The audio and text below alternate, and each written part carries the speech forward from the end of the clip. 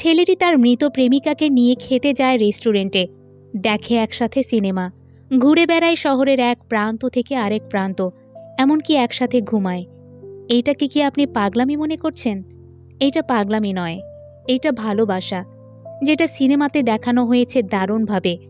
তাহলে আর কথা না বাড়িয়ে দেয়ালের দেশ সিনেমার এক্সপ্লেনেশন শুরু করা যাক। শুরু করার আগে বলে দিচ্ছি, সিনেমাটি নন লিনিয়ারে নির্মিত, তাই আমরাও সেভাবেই উপস্থাপন করেছি। গল্প শুরু হয় বৈশাখ নামে একজনকে দেখানোর মাধ্যমে। সে কাজ করে শহীদ সোহরাওয়ার্দী মেডিকেল কলেজ হাসপাতালের মর্গে। তাই প্রতিদিনের মতো সেদিনও সে ঘর থেকে বের হয়ে কাজে অর্থাৎ মর্গে আসে। এর মধ্যেই পুলিশ একটা লাশ নিয়ে আসে হাসপাতালে। এসে মর্গের দায়িত্বে থাকা ডাক্তারকে জানায় লাশটা ঘরে পড়েছিল, কিন্তু আজ পোস্টমর্টেম করা যাবে না, আজকে আমাদের মর্গে রেখে দেন, কাল পোস্টমর্টেমের জন্য নিয়ে যাব। তাই ডাক্তার পুলিশ মিলে লাশটা মর্গে নিয়ে আসে। সেই মর্গেই থাকে বৈশাখ। তারপর বৈশাখকে দিয়েই লাশটা ফ্রিজিং করে রাখা হয়। মর্গে রাখার পর পুলিশ ডাক্তারকে জানায় সকাল সকাল লাশটা পোস্টমর্টেমের জন্য নিয়ে যাব। এই বলে চলে যায়। তখন মর্গের রুমে দরজা লাগিয়ে বসে সিগারেট খায় বৈশাখ। তখন হঠাৎ তার মাথায় আসে লাশের দেখা সেই হাত। লাশটার হাতে সে একটা আংটি দেখেছিল, যেটা তার পরিচিত লাগে। তাই ফ্রিজিং থেকে লাশ বের করে আবার হাতটা দেখে সে। তারপর ধীরে ধীরে মুখের উপর থেকে কাপড় সরালে একদম স্তব্ধ হয়ে যায়। লাশটা আর অন্য কারোর নয়, লাশটা তার ভালোবাসার মানুষ নহরের। তখন সিন শিফট করে নহরের পেছনের সিনগুলো দেখানো হয়। নহর থাকে তার মায়ের সাথে, কাজ করে হোম কেয়ারে, অর্থাৎ বাসায় গিয়ে এক অসুস্থ বয়স্কের দেখাশোনা করে সে। এই পর্যায়ে আবার দেখানো হয় মর্গ। সেখানে বৈশাখ নহরকে লাশ অবস্থায় দেখে একদম নীরব হয়ে যায়। ভালোবাসার মানুষকে হঠাৎ এমন লাশ হতে দেখলে যে কেউ এমন স্তব্ধ হয়ে যাবে, এইটাই স্বাভাবিক। এবার বৈশাখ স্তব্ধ অবস্থায় নহরের বন্ধ চোখগুলো খুলে ফেলে, যাতে অ্যাটলিস্ট চোখগুলো সে দেখতে পায়। তখন সিন শিফট করে দেখানো হয় পুরনো দিনের বৈশাখ নহরকে। নহর বাসায় হোম কেয়ারের কাজ শেষ করে বাইরে আসলে দেখে বৈশাখ দাঁড়িয়ে আছে। এই বৈশাখ তখন সারা দিন জুয়া খেলত। সেই বাজিগুলোতে হারলে টাকা আবার নহরই দিত, কারণ নহর খুব ভালোবাসে বৈশাখকে। সেদিন দুজন বাসে করে বাড়ি ফেরার পথে ওই আংটিটা পরিয়ে দেয় বৈশাখ, সাথে জানিয়ে দেয় তুই আসলে আমার সবকিছু। এর পরের সিন শিফট করে নিয়ে আসা হয় মর্গে। বৈশাখ তখন মর্গ থেকে বের হয়ে ইমার্জেন্সিতে আসে। তারপর সেখান থেকে একটা হুইল চেয়ার এবং অন্য এক রুম থেকে কাপড় নিয়ে চলে আসে আবার মর্গে। তখন আবার দেখানো হয় বৈশাখ এবং নহরের স্মৃতি। দুজন এক জায়গায় ঘুরতে যায়, যেখানে নহর খায় চা। অন্যদিকে বৈশাখ সিগারেট না ধরাতে পারলে সেইটা ধরাতে সাহায্য করে নহর। তখন দেখা যায় তাদের ভালোবাসা কত গাঢ়। ভালোবাসা দেখানোর পর সিন মর্গে আসলে দেখা যায় বৈশাখ ফ্রিজিং থেকে নহরের লাশ বের করে হুইল চেয়ারে রাখছে। তারপর কাপড় দিয়ে সে লাশটা পেঁচাতে থাকলে দরজায় কেউ একজন নক করে। প্রথমে নক করাতে চমকে উঠলেও তারপর দরজা খোলে বৈশাখ। তখন দেখে হাসপাতালের এক কর্মচারী সিগারেট ধরানোর জন্য তার কাছে ম্যাচ চাইতে এসেছে। বৈশাখ পুরো ম্যাচ দিয়ে দরজা লাগিয়ে দেয়। কর্মচারী বৈশাখের হঠাৎ এমন কর্মকাণ্ড দেখে অবাক হয়, তাই দরজায় আবার নক করে। কিন্তু বৈশাখ কোনো রেসপন্স না করে শুধু মৃত নহরকে দেখে। এর মধ্যে কর্মচারী চলে গেলে বৈশাখ মৃত নহরের হাত ধরে তার হার্টে রেখে জানায় একদম ভয় পেয়ে গিয়েছিলাম, দেখো হার্টবিট জোরে চলছে। এরপর হুইল চেয়ারে করে মৃত নহরকে মর্গ থেকে বের করে রুমের তালা লাগিয়ে যাবার সময় প্রথমে ডাক্তারের সামনে পড়ে। কিন্তু ডাক্তার বৈশাখকে দেখলে খেয়াল না করলে সে যাত্রায় সে বেঁচে যায়। কিছু দূর যেতেই এবার পুলিশকে দেখতে পায় বৈশাখ, তাই পুলিশের চোখ ফাঁকি দিয়ে লুকিয়ে পড়ে এক জায়গায়। এবার সিঁড়ি বেয়ে মৃত নহরকে পার্কিংয়ে নিয়ে আসলে সেখানে থাকা সিকিউরিটি গার্ড বৈশাখকে ডাক দিয়ে সিগারেট চায়। বৈশাখ তখন মনে মনে ভাবে এবার হয়তো সে ধরাই পড়ে যাবে। তখন অন্য এক গার্ড সিগারেট বের করে দিলে সেখানেও বেঁচে যায় বৈশাখ। তাই এবার দ্রুত হাসপাতাল থেকে বের হয়ে আসে। তখন সিন শিফট করে আবার পেছনের দিনগুলোতে নিয়ে যাওয়া হয়। নহর কাজে আসলে বাড়ির মালকিন জানায় আজ আমার ডাক্তারের সাথে এক অ্যাপয়েন্টমেন্ট আছে, তাই আসতে দেরি হবে, ততক্ষণ তুমি বাবাকে দেখে রেখো। নহর না করতে পারে না। এদিকে আবারও তার জন্য অপেক্ষা করে বৈশাখ। তো মালকিন তার হাজব্যান্ডকে ডাক্তারের চেম্বারে আসতে বলে, কারণ দুজনেই একসাথে যাওয়ার কথা ছিল। কিন্তু হাজব্যান্ড জানায় আমি অন্য এক কাজে ফেঁসে গিয়েছি, তাই যেতে পারবো না। তাই তারা দুজনেই আগে ভাগে বাসায় চলে আসে। বাসায় আসায় নহর চলে যায়। বাইরে এসে দেখে বৈশাখ তার জন্য এখনও অপেক্ষা করছে। কিন্তু এবার বৈশাখ মেজাজ হারায়। এতক্ষণ অপেক্ষা করায় সে রাগ দেখায় নহরের ওপর। বলে, তোর আর বুড়া বেটার সেবা করতে হবে না, তুই কাল থেকে আর এই কাজে আসবি না। নহর জানায়, আমি টাকার বিনিময়ে কাজ করি, কাজ করলেই খাবার জুটবে। বৈশাখ এবং নহরের কথাগুলো বাসা থেকে দেখে মালকিন। এদিকে নহর বলে, হ্যাঁ, এই কাজ ছেড়ে দেব, তুমি বাজি খেলা ছাড়ো, একটা কাজ করো, আমাকে বিয়ে করে নিয়ে যাও। বৈশাখ জানায়, হ্যাঁ কাজ করব, তোরে বউ করেও নিয়ে আসবো। তখন সিন শিফট করে আবার নিয়ে আসা হয় মর্গে। ডাক্তার আরেকটা লাশ নিয়ে মর্গে আসলে দেখে মর্গের দরজায় তালা লাগানো। বৈশাখও নেই, তাই কর্মচারীকে নির্দেশ দেয় বৈশাখকে ফোন দিতে। কর্মচারী ফোনে বৈশাখকে পায় না, এমনকি পুরো হাসপাতালে খুঁজেও পায় না তাকে। ওইদিকে বৈশাখ ততক্ষণে নহরের লাশ নিয়ে চলে আসে তার বাসায়। এসে বলে, এই হলো আমার ঘর, তোকে তো আগে নিয়ে আসতে পারিনি। তাই বলে সে গোসলে চলে যায়। তখন দেখানো হয় আবার পুরনো দিন। রাতে বৈশাখের ফোন নহর ধরেনি বলে বৃষ্টির মধ্যে নহরের বাড়ির সামনে দাঁড়িয়ে থাকে বৈশাখ। নহর সেখানে এসে বলে, এরকম পাগলের মতো ভিজছ কেন? বৈশাখ জানায়, তুই আমাকে রাতে ফোন দিসনি কেন? তুই জানিস না তোর সাথে কথা না বললে আমার ঘুম ধরে না, তাই সকাল সকাল তোর বাড়ি আসি, তারপর তোর ভেজা কাপড় দেখেই আমি শান্তি পাই। এসব শুনে নহর জানায়, হয়েছে, আর পাগলামি করতে হবে না, আমার কাজ আছে, আমি কাজে যাচ্ছি। তখন পিছন পিছন বৈশাখও যায়। এবার সিন শিফট করে প্রেজেন্ট ডেতে নিয়ে আসা হয়। বৈশাখ গোসল শেষ করে ঘরে ঢুকে প্রথমে নহরকে জীবিত অনুধাবন করে। পরক্ষণেই একটা বেনারসি শাড়ি বের করে জানায়, এটা তোর জন্য কিনেছিলাম, কিন্তু পরাতে পারিনি, আজ তোকে এই শাড়ি পরিয়ে বাইরে ঘুরতে নিয়ে যাব। এই বলে নিজের সুন্দর শার্ট প্যান্ট পরে নহরকেও বেনারসিতে সাজিয়ে শরীরে আতর মাখিয়ে নহরের চোখে চশমা লাগিয়ে হুইল চেয়ার নিয়ে ঘর থেকে বেরিয়ে পড়ে বৈশাখ। সেই সময়ে তাদেরকে বের হতে দেখে এক ভাড়াটিয়া। এবার সিন শিফট করে আবার পেছনের সিন দেখানো হয়। বৈশাখ নহরকে নিয়ে নদীতে ঘুরতে আসে। আমি এক ডেলিভারি চাকরি পেয়েছি, সেটা শুনে খুশি হয় নহর। তখন বৈশাখ জিজ্ঞেস করে, তুই আমার থেকে কি কি চাস? নহর জানায়, তুমি একটা চাকরি নাও, তারপর আমাকে বিয়ে করে ঘরে তোলো। বৈশাখ বলে, যা, হয়ে যাবে। এরপর আরও বলে, আজকে একটা বাজি আছে, যদি আজকে জিতে যাই তাহলে তোকে নিয়ে খেতে যাব, সিনেমা দেখতে যাব। তখন সিন শিফট করে নিয়ে আসা হয় প্রেজেন্ট ডেতে। হাসপাতালে পুলিশ সিসিটিভি চেক করে দেখে বৈশাখ লাশটা নিয়ে গেছে। হাসপাতালের এমডি জানায়, সে অনেক দিন ধরে এখানে কাজ করছে, তাই তার লাশের সাথে ভালো সম্পর্ক গড়ে উঠেছে, এজন্য সে লাশটা নিয়ে যেতে পেরেছে। পুলিশ এবার বৈশাখের বাড়ির ঠিকানা চায়। ডাক্তার জানায়, আগের ঠিকানা আছে যেটাতে আর থাকে না। পুলিশ বর্তমান ঠিকানা চাইলে সবাই জানায়, জানি না। তখন ওই কর্মচারীটা জানায়, আমি জানি তার নতুন বাসার ঠিকানা। এবার পুলিশ তাকে নিয়েই বৈশাখের বাড়ি যেতে থাকে। বাড়ি আসলে দেখে দরজায় তালা লাগানো।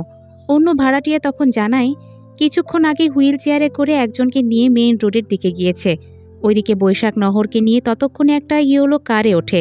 পুলিশ মেইন রোডে এসে তাদের না পেলে সিসিটিভি ক্যামেরা লক্ষ্য করে, তাই পুলিশ অফিসার তার ফোর্সকে নির্দেশ দেয় সিসিটিভি ফুটেজ চেক করতে। ওইদিকে বৈশাখ গাড়িতে করে ঘুরতে ঘুরতে মৃত নহরকে জানায়, ঢাকা শহর কত বদলে গেছে দেখেছিস? আমি এত বছর ধরে তোর থেকে দূরে আছি, কিন্তু তোকে ঠিকই আগের মতো ভালোবাসি। এর মধ্যে তারা জ্যামে আটকে গেলে একটা বাচ্চা ফুল বিক্রি করতে আসে। তখন আবার পেছনের সিন দেখানো হয়। বৈশাখ এক ফুল নিয়ে এসে নহরদের বাসার ছাদে এসে জানায়, আমি বাজি জিতে গেছি, তুই এই বেলি ফুলের সাথে লাল রঙের শাড়ি পরে বের হবি, আমরা একসাথে খাবো, তারপর সিনেমা দেখব। নহর জানায়, ঠিক আছে। তখন একজন ছাদে উঠলে ভয়ে পালিয়ে যায় বৈশাখ। এইদিকে প্রেজেন্ট ডেতে বৈশাখ নহরকে নিয়ে গাড়ি করে যেতে থাকলে ড্রাইভার গাড়ির মধ্যে গন্ধ অনুভব করে। আবার বৈশাখ নহরের সাথে উদ্ভট আচরণও করে। ড্রাইভার জিজ্ঞেস করে, আপনার বউয়ের কি হয়েছে? বৈশাখ জানায়, কিছু না, আপনি গাড়ি চালান। এর মধ্যে তারা একটা রেস্টুরেন্টের সামনে নামে। তখন পেছনের দিনের খাবার খাওয়া দেখানো হয়। দুজন মজার করে খাবার খায়, তারপর সিনেমাও দেখে। এদিকে প্রেজেন্ট ডেতে তারা একটা রেস্টুরেন্টে খেতে আসলে পুলিশ তাদের গাড়ির সিসিটিভি ক্যামেরায় দেখে তারপর জানতে পারে গাড়িটি একটা রেস্টুরেন্টের সামনে দাঁড়িয়েছে। পুলিশ এবার সেই রেস্টুরেন্টের দিকে যায়। এদিকে বৈশাখ মৃত নহরকে নিয়ে রেস্টুরেন্টে খেতে বসে। ওয়েটার খাবার দিতে এসে গন্ধ অনুভব করে, তখন স্প্রে দেয় বৈশাখের নজর আড়াল করে। খাবার চলে আসলে বৈশাখ নহরের দিকে একটা প্লেট এগিয়ে দেয় আর নিজেও খায়। তখন বৈশাখ নিচ থেকে বলে, অনেক দিন তো তুই আমাকে খাইয়ে দিয়েছিস, আজকে আমি তোকে খাইয়ে দেব। এই বলে খাবার নিয়ে নহরের দিকে নিয়ে গিয়ে নিজের মুখেই দেয় বৈশাখ। তখন খাবার শার্টে পড়লে তা পরিষ্কার করতে গেলে ওয়েটার নহরকে এসে জিজ্ঞেস করে, আর কিছু লাগবে? কিন্তু কোনো রেসপন্স সে পায় না। করবে কিভাবে, সে তো মৃত। এর মধ্যেই বৈশাখ চলে আসলে দেখে ওয়েটার নহরের সাথে কথা বলার চেষ্টা করছে, তাই দ্রুত ওয়েটারকে সরিয়ে দেয়। তারপর বিল নিয়ে আসতে বলে। ওয়েটার বিল নিয়ে আসলে ভাঙতি টাকা না নিয়েই রেস্টুরেন্ট থেকে নহরকে নিয়ে বেরিয়ে পড়ে বৈশাখ। এর মধ্যে পুলিশ চলে আসে রেস্টুরেন্টে। এসে ওয়েটারকে বৈশাখের ছবি দেখালে ওয়েটার জানায়, হ্যাঁ, একজনকে হুইল চেয়ারে করে খেতে নিয়ে এসেছিল, একটু আগেই চলে গিয়েছে। এদিকে তখন বৈশাখ নহরকে নিয়ে হাঁটতে থাকলে টিভিতে এক নিউজ তার চোখে পড়ে। নিউজটা হচ্ছে একজন হাসপাতালের মর্গ থেকে লাশ চুরি করে পালিয়ে গেছে। যার লাশ চুরি করে পালিয়েছে তাকে বাড়িতে মৃত অবস্থায় পাওয়া গিয়েছে। এখন সে আত্মহত্যা করেছে নাকি এমনি মারা গিয়েছে সেইটা অজানা। অর্থাৎ নিউজটা বৈশাখ এবং নহরেরই ছিল। সেটা বৈশাখ দেখে দ্রুত রাস্তা থেকে সরে এসে এক জায়গায় বসে মৃত নহরের সাথে গল্প করে। এই পর্যায়ে এসে সিন শিফট করে আমাদের আবারও পেছনের দিনগুলো দেখানো হয়। মোহর তার কাজ শেষ করে বাড়ি ফিরলে মা জানায়, দ্রুত রেডি হয়ে নে, বাড়িতে মেহমান আসছে।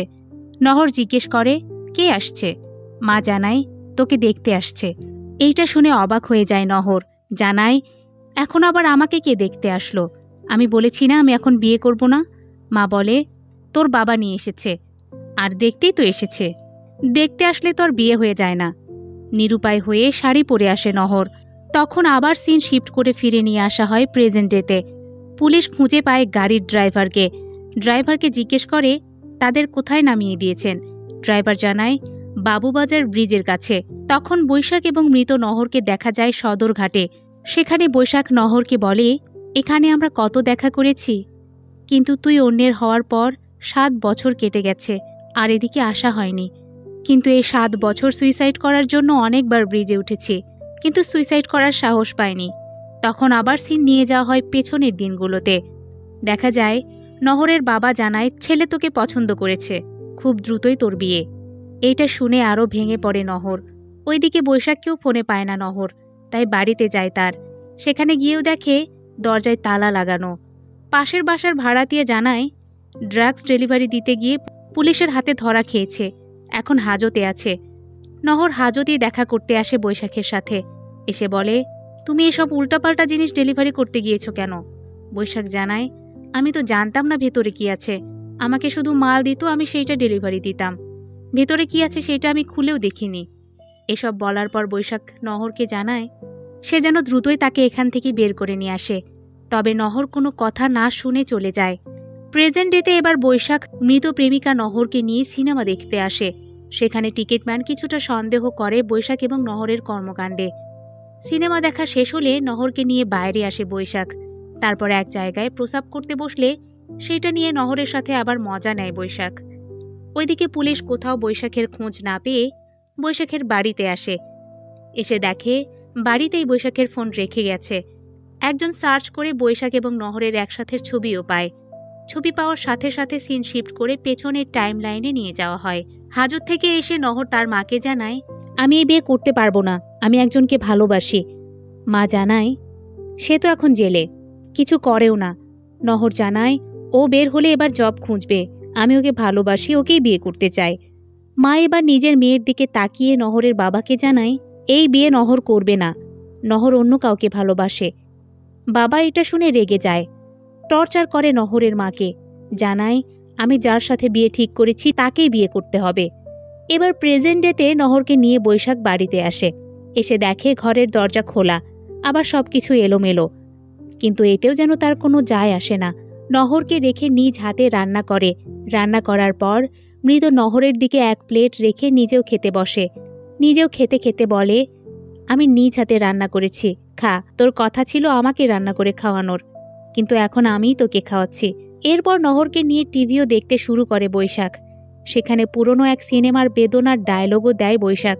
তারপর আরও বলে, তোকে না পাওয়াই বরং ভালো হয়েছে, তোকে যদি পাইতাম তাহলে বুঝতাম না তোকে না পাওয়ার কষ্টটা কত, তাই যা হওয়ার ভালোই হয়েছে। এই পর্যায়ে সিন শিফট করে নিয়ে যাওয়া হয় জেলখানায়, যেখানে বৈশাখ নহরের সুইসাইডের স্বপ্ন দেখে ঘুম থেকে জেগে উঠলে পুলিশ এসে জানায়, তোর জামিন হয়েছে। এটা শুনে খুশি হয় বৈশাখ। ওইদিকে নহরের মা দেখে নহর ছাদে। নহর তখন জানায়, ভয় পেও না, আমি সুইসাইড করব না। মা বলে, তুই অনেক কষ্টের পর জন্মেছিস, জন্মের পর তোর বাপও তোকে ছেড়ে চলে যায়, তারপর আরেক বিয়ে করি, কিন্তু সেখানেও সুখ হয় না, তাই বলি তোর পছন্দের ছেলের সাথে পালিয়ে যা। আমি যে সুখ পাইনি সেই সুখ তুই পা, তখন নহর বলে, আমি যদি পালিয়ে যাই তাহলে ওই মানুষটা তোমাকে মারতে মারতে মেরেই ফেলবে। আমি যে টাকার বেতন পাই সেই বেতন তোমাকে সুন্দরভাবে চালাতে পারবো, তাই আমার সাথে চলো মা। মা বলে, কেমনে যাই বল, হাজার হলেও তো সে আমার স্বামী, তাকে ছেড়ে যেতে পারবো না।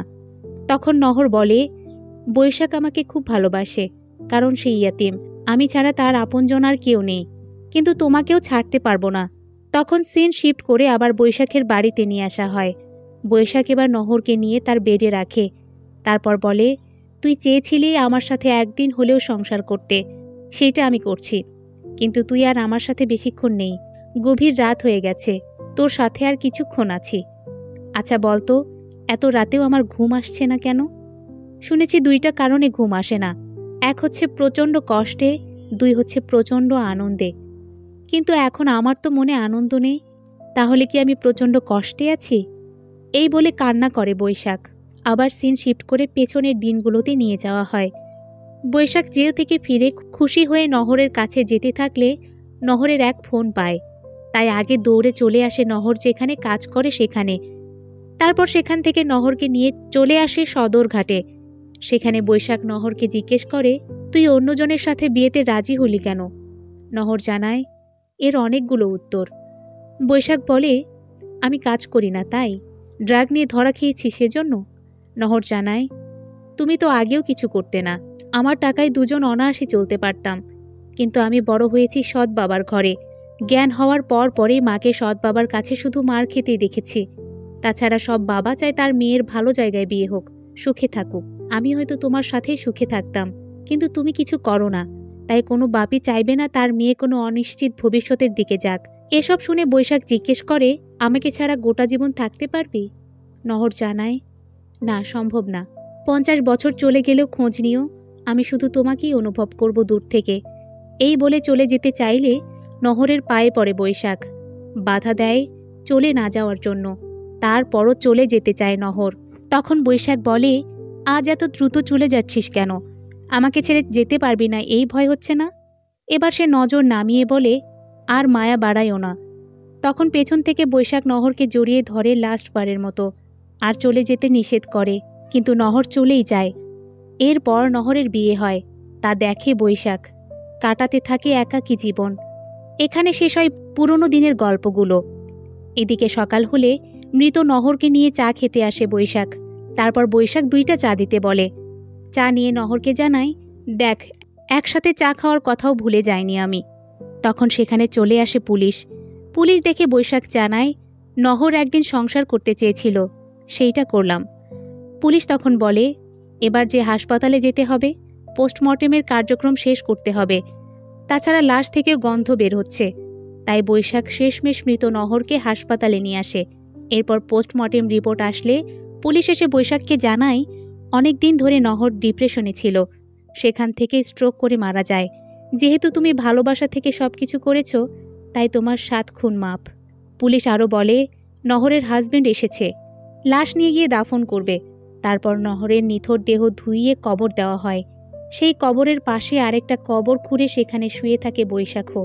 এই জনমে তাদের মিল না হলেও পরের জনমে হয়তো তাদের মিল ঠিকই হবে।